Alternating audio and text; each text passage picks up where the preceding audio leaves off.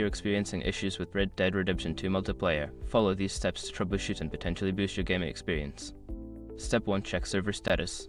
Visit the official Rockstar Games website or social media channels to check if there are any ongoing server issues or maintenance. If the servers are down, you may need to wait until they are back online.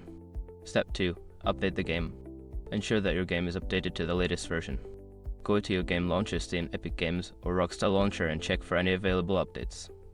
Download and install them to improve performance and fix bugs. Step 3. Verify game files.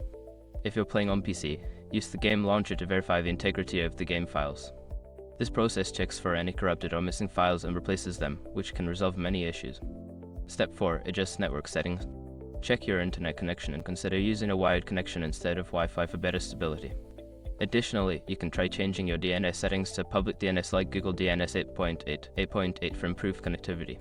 Step 5. Reinstall the game. If all else fails, uninstall and then reinstall Red Dead Redemption 2.